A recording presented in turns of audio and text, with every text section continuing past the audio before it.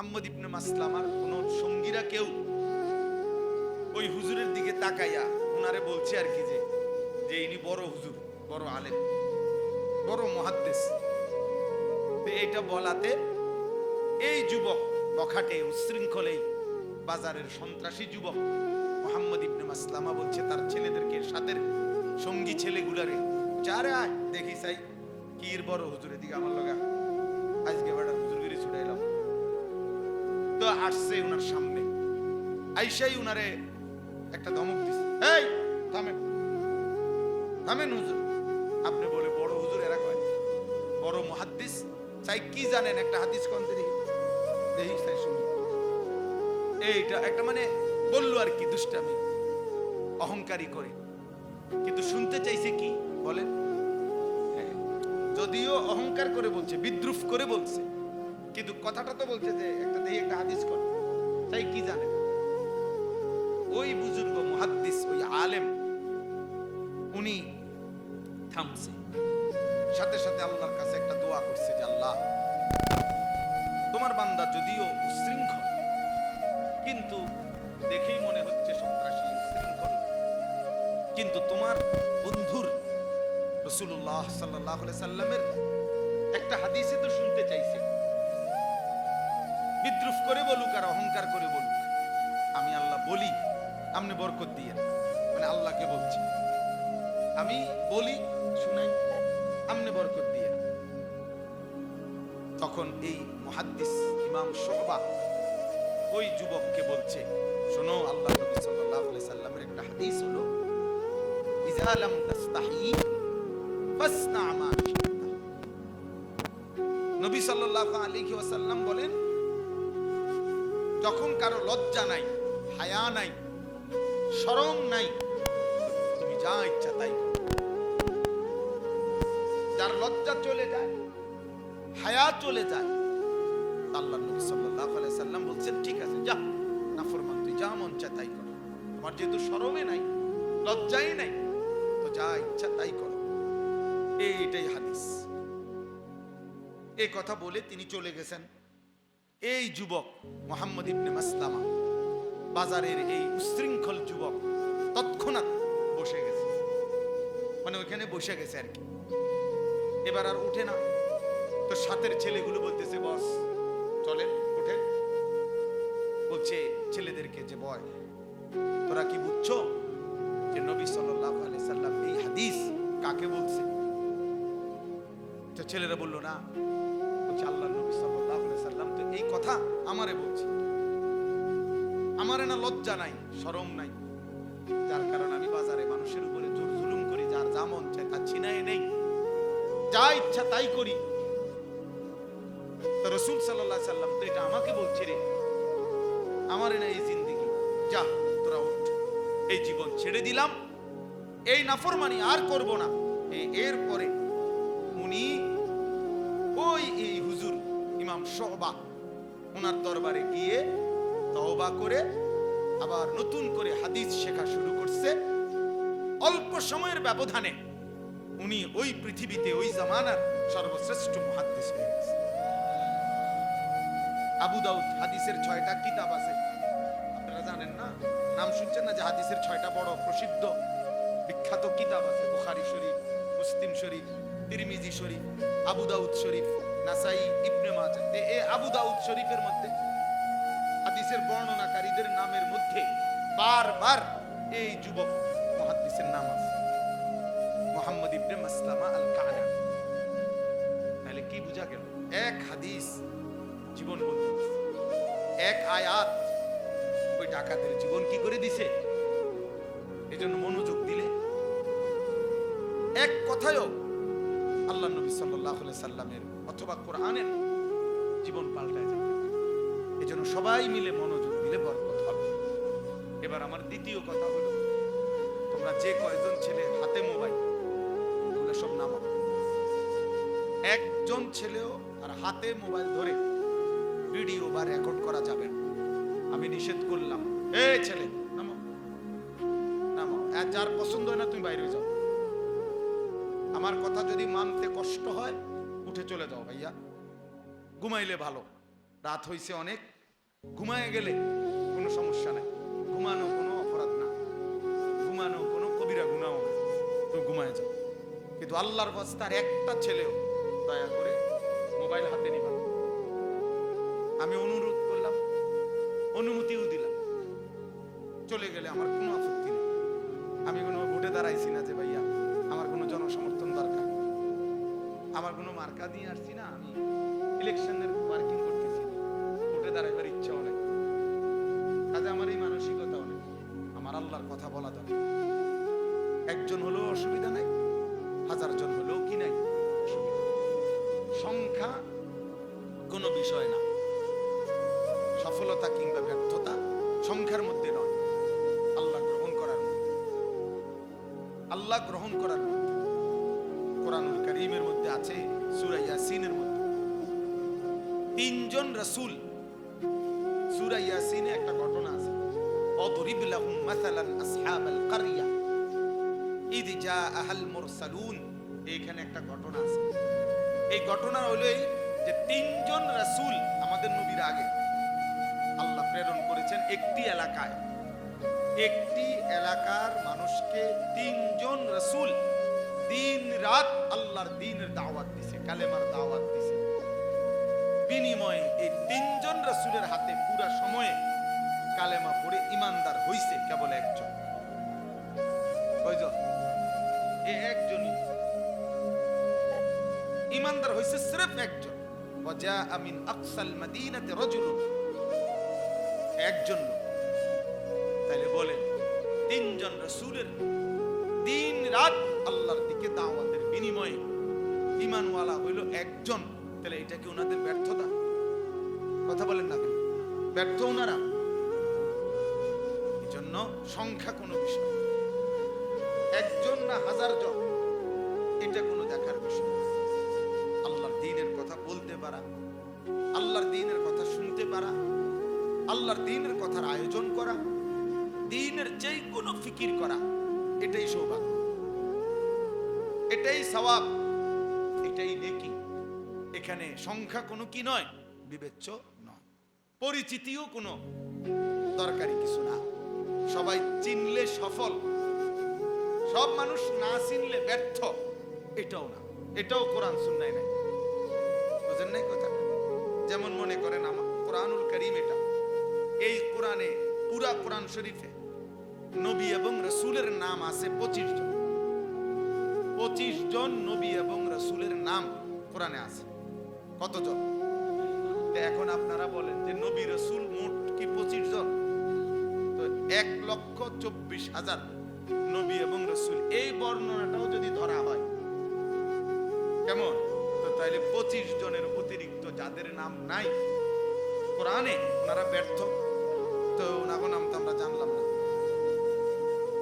পৃথিবীর কোন কিতাবে 10,000 নবীর নাম, 5,000 নবীর নাম, 2,000 নবীর নাম কোথাও নাই, কেউ জানে না। তো ওনাদের নাম যে কেউ জানে না, কারণ ওনারা কি ব্যর্থ? তো তাইলে সবাই চিনতে হইব, এটা কি জরুরি? মালিক চিনলে। কোরআনুল কারীমের মধ্যে পুরা কোরআনে সাহাবীর নাম আছে শুধু একজন। কয়জন? সির্ফ একজন সাহাবীর নাম আছে, ওনার নাম হলো যায়েদ।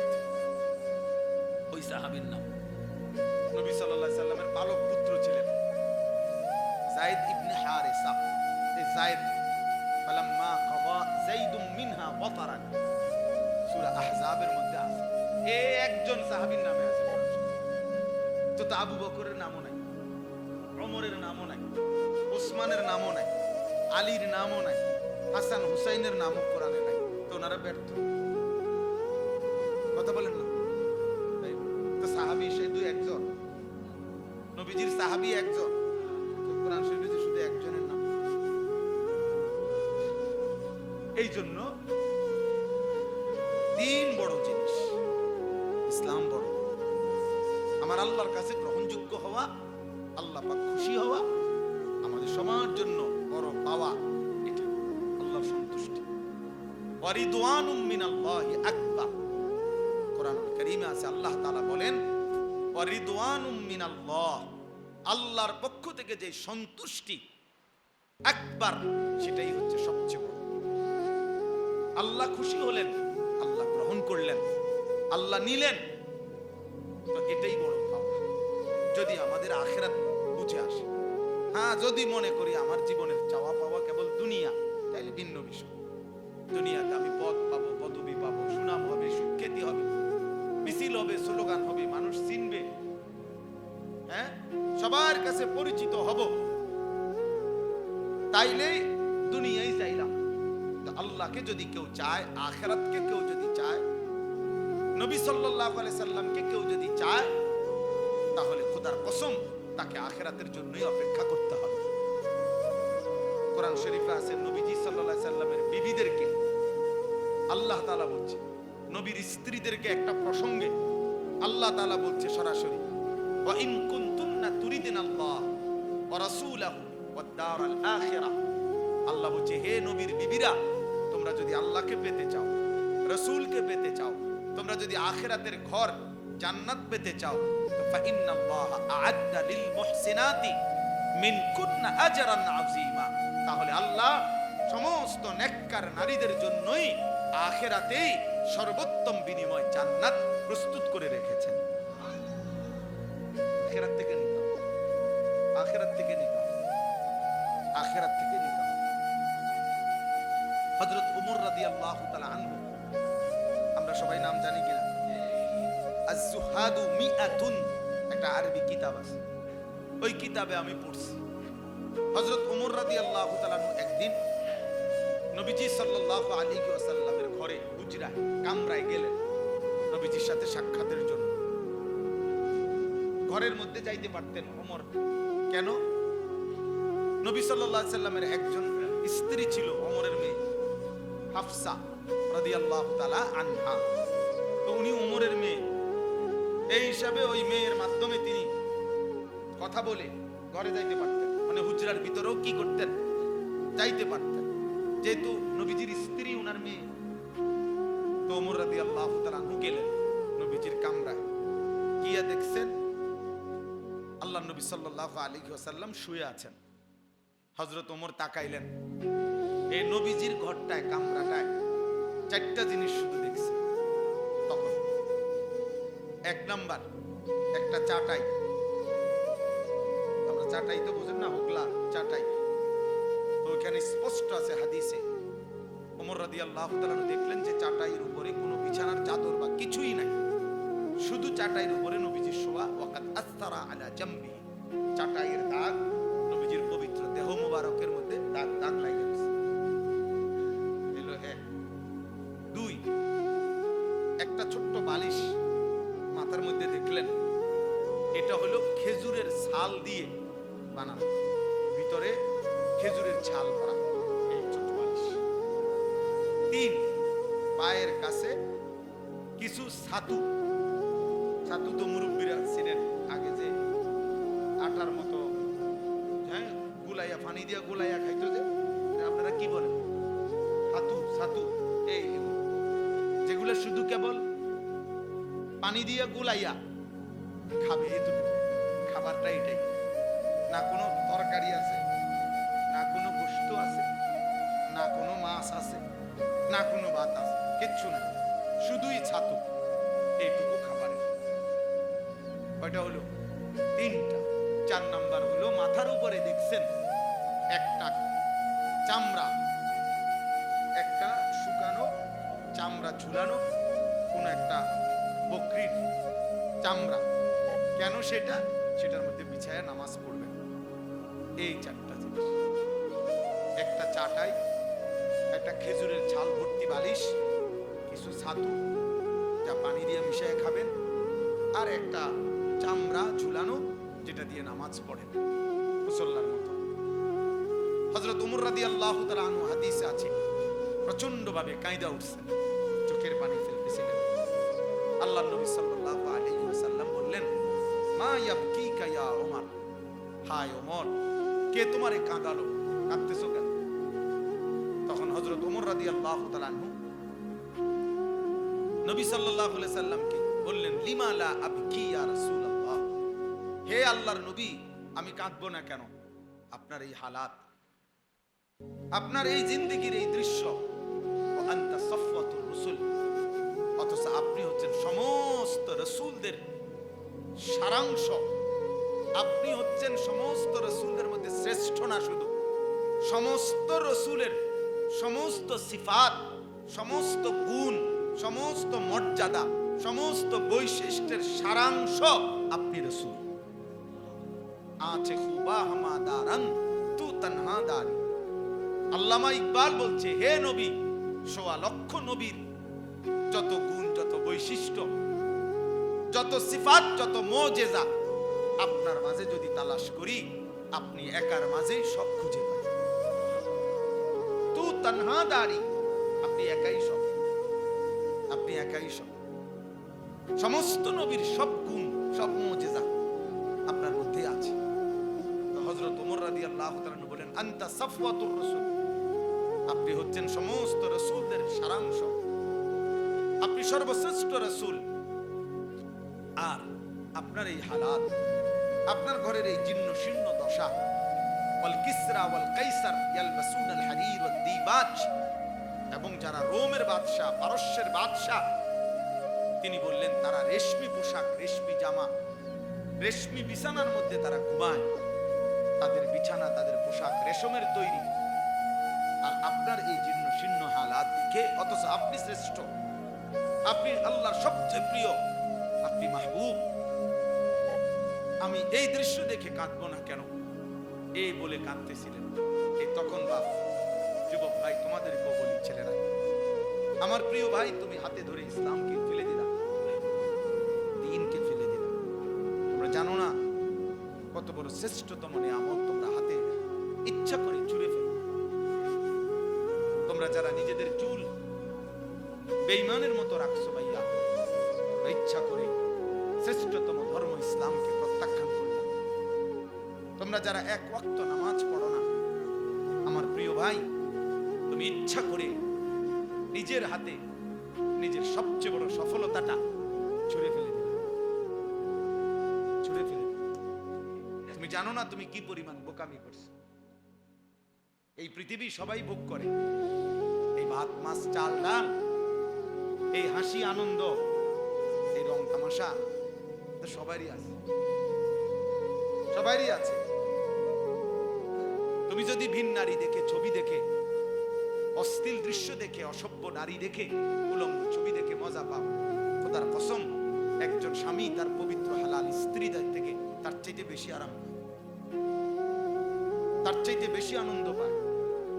কাজেই হালালের মধ্যেও তো তৃপ্তি আছে, হালালের মধ্যেও তো সুখ আছে, হালালের মধ্যেও তো আনন্দ আছে।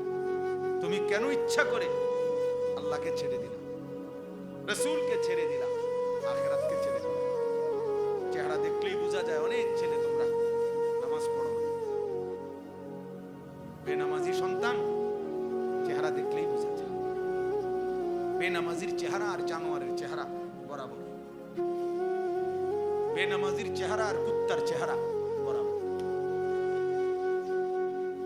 বেনামাজি আর কুকুর এক সমান, জানোয়ার একই সমান।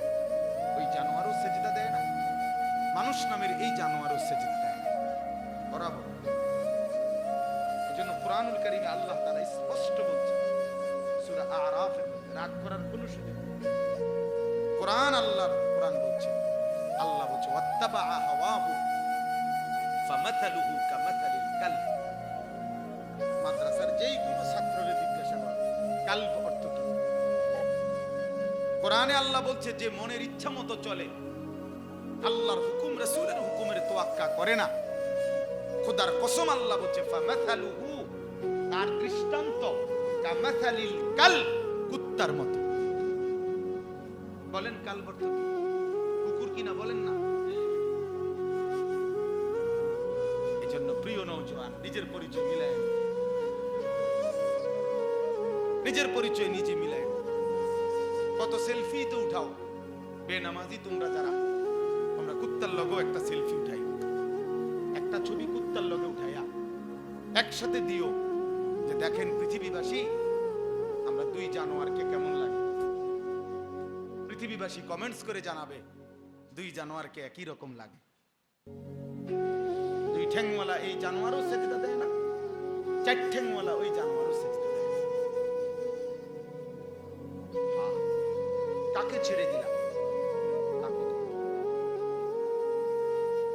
কাকে ধরল? এক ইহুদিকে পছন্দ হলো, এক খ্রিস্টানকে পছন্দ হলো, এক সিনেমার নায়ককে পছন্দ হলো, এক ফুটবলের খেলোয়াড়কে পছন্দ হলো, এক ক্রিকেটের খেলোয়াড়কে পছন্দ হলো, এক সর্বশ্রেষ্ঠ রাসূলকে পছন্দ হলো। ওফ, এর চাইতে বড় লানত, এর চাইতে বড় অভিশাপ বেটা তোর জীবনে আর কিচ্ছু হইতে পারে না।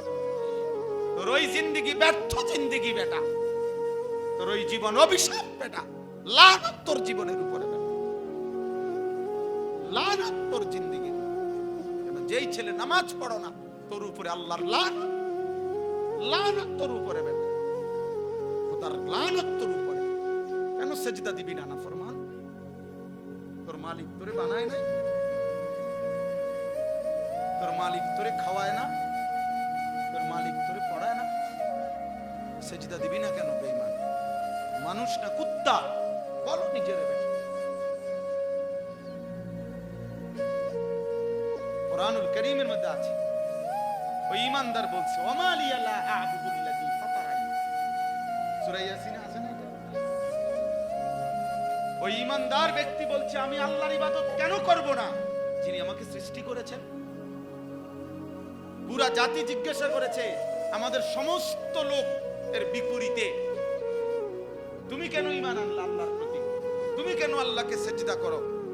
তো কোরআন শরীফে আছে সূরা ইয়াসিনে ওই ঈমানদার ব্যক্তি একজন, পুরা জাতি তখন মুশরিক, তখন সে একাই বলছে ওমা লিয়া লা আ'বুদুল্লাযী ফাতারানি, হে আমার জাতি, যিনি আমাকে সৃষ্টি করেছেন আমি তার ইবাদত কেন করব না, তাকে সিজদা দেব না কেন, তার গোলামি করব না কেন? কি কারণ থাকতে পারে? ওই আল্লাহকে কেন সিজদা দেব না? ওয়া ইলাইহি তুরজাউন। বাহ, ওই ঈমানদার বলছে শুধু সৃষ্টি করেছেন এমন না, বলেছেন হে আমার জাতি শুনো, সকলকেই তো আমাদের সেই আল্লাহর কাছেই ফিরে যেতে হবে। তা একে তো তিনি সৃষ্টি করেও যদি ছেড়ে দিতেন, তাইলে তো একটা কথা ছিল যে বানাইয়া ছেড়ে দিছে, আর খবরও নাই, আর নিতও না। আমার মতে আমি খাইয়া টাইয়া পেশাব পায়খানা করে একসময় মইরা সিদ্ধিয়া বা কি করে গেলাম, মাটির সাথে মিশে গেলাম, হারায়ে গেলাম, হাড্ডি মাংস গোশত রক্ত সব শেষ। এটা তো কাফেরের কথা, ঠিক কিনা বলেন না কেন? কিন্তু আমরা মুমিন, আমরা বিশ্বাস করি কিনা যে আমাদেরকে আল্লাহর কাছে ফিরতে হবে? বলো না ভাইয়া, ছেলে তোমরা বলো ভাই, তো সিজদা দাও না কেন? নামাজ পড়ো না কেন? আমি দাঁড় করাই বেনামাজি, এখন দাঁড় করাই, আরে অসভ্য এখন দাঁড় করাই, তোরে দেখলেই তো চিনা যায় বেটা, মানুষ না জানোয়ার, এটা দেখলেই চিনা। মুসলমান না বেঈমানের পছন্দসই চুল দেখলেই তো বোঝা যায় বেটা যে আল্লাহকে পছন্দ করো না বেঈমানকে পছন্দ করো, তো চুল দেখলেই চিনা যায় বেটা। দুর্ভাগ্য তোমাদের, দুর্ভাগ্য, মালিকই চিনা। ওই বাপও বদনসিব যে বাপ তার সন্তানকে আল্লাহ চিনাইতে পারল। দুর্ভাগা ওই বাপ, দুর্ভাগা না চাচা, ওই বাপও দুর্ভাগা যে বাপ তার সন্তানকে আখিরাত চিনাইতে পারল না, আল্লাহ চিনাইতে পারল না, রাসূল চিনাইতে পারল না। কি পরিমাণ সুন্দর ছিলেন নবী সাল্লাল্লাহু আলাইহি ওয়াসাল্লাম, কি পরিমাণ সুন্দর ছিলেন। এক সাহাবীকে জিজ্ঞাসা করছে, হে সাহাবী আপনি বলেন নবী কেমন ছিলেন? তিনি বলছেন ওয়াসিমুল ওয়াজহ, তিনি এমন ছিলেন যাকে একবার দেখলে আবার দেখতে মন চায়, দ্বিতীয়বার দেখলে প্রথমবারের চাইতে আরো সুন্দর মনে হয়। যত তারে দেখি ততই নতুন নতুন সুন্দর লাগে, এমন যিনি তিনি আমার রাসূল সাল্লাল্লাহু আলাইহি ওয়াসাল্লাম। আরেক সাহাবীকে বলছেন আপনি বলেন নবী দেখতে কেমন ছিলেন? ওই সাহাবী বলছেন কাসিমুল ওয়াজহ, অর্থ হইল তিনি ছিলেন এমন যার প্রত্যেকটি অঙ্গ আলাদা আলাদা দেখলে মনে হতো সর্বশ্রেষ্ঠ সুন্দর, সারা অঙ্গ একসাথে দেখলেও মনে হইতো সর্বশ্রেষ্ঠ সুন্দর। তার চোখও আলাদা সুন্দর, কানও আলাদা সুন্দর, তার হাতও আলাদা সুন্দর, তার পুরা দেহও আলাদা সুন্দর। এক মানুষে দেখবেন যত সুন্দর মানুষই হোক, যত সুন্দরী নারী হোক, কারো হয়তো চেহারা খুব সুন্দর কিন্তু আঙ্গুল ছোট বড়, পায়ের আঙ্গুল একটু অন্যরকম, মানে একটা না একটা ত্রুটি আছে, কোনো না কোনো একটা কি আছে, ত্রুটি আছে। আল্লাহ তাআলা নবী সাল্লাল্লাহু আলাইহি সাল্লামের পবিত্র দেহ মুবারককে এভাবে বানিয়েছেন যে তার প্রত্যেক অঙ্গ আলাদা আলাদাও সর্বশ্রেষ্ঠ, সারা অঙ্গ একসাথে সর্বশ্রেষ্ঠ। সর্বশ্রেষ্ঠ, এত সুন্দর ছিল নবী সাল্লাল্লাহু আলাইহি ওয়াসাল্লামের চুল। হযরত বারা ইবনে আযিব, আমি নিজে হাদিসে পড়ছি, তিনি বলেন আমি একদিন নবী সাল্লাল্লাহু আলাইহি সাল্লামের বাবরি চুল আর নবীজির গায়ে একটা চাদর পরা, খোলা মাথা, মানে মাথায় তখন কাপড় বা টুপি ছিল না। এই সময় আমি দেখছি নবীজিকে একদিন, ওই সাহাবী বলতেছেন আমি একবার দেখছি। তিনি বলেন আল্লাহর কসম, কয় যে এরকম খোলা চুলওয়ালা আর চাদর পরা এমন সুন্দর কাউকে আমি জীবনে কোনোদিন আর দেখি। তাহলে নবী সাল্লাল্লাহু আলাইহি সাল্লামের চুল কতটা সুন্দর ছিল। আহ, বেঈমানের মতো চুল রাখে, বেঈমানের মতো চুল, ইহুদির মতো, খ্রিস্টানের মতো, হিন্দু বৌদ্ধ নাস্তিক মুরতাদের মতো। আল্লাহকে প্রত্যাখ্যান করলাম, আল্লাহকে প্রত্যাখ্যান করলাম। ব্রাজিলের খেলোয়াড় মুসলমান না, আর্জেন্টিনার খেলোয়াড় মুসলমান না, সিনেমার নর্তকী চরিত্রবান না, সিনেমার নায়ক চরিত্রবান হইতেই পারে না। হাজারো নারীর সাথে যে জিনা এবং ব্যভিচার, অথবা হাজারো নারীর সাথে যে প্রেমের ভালোবাসার অভিনয় করে, এটা তো উত্তম চরিত্র হইতে পারে না, এটা তো আখলাক হইতে পারে না। সে প্রিয় হবে কেন?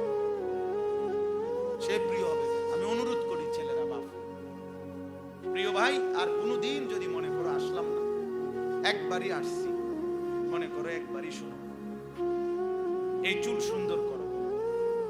পৃথিবীতে জালেম, নাফরমান, পাপী এই হিসাবে খাতায় নাম উঠাইও না, আল্লাহর অবাধ্য হইও না, লাঞ্ছিতই হবা। তাইলে ওই কথা ফিরে আসেন।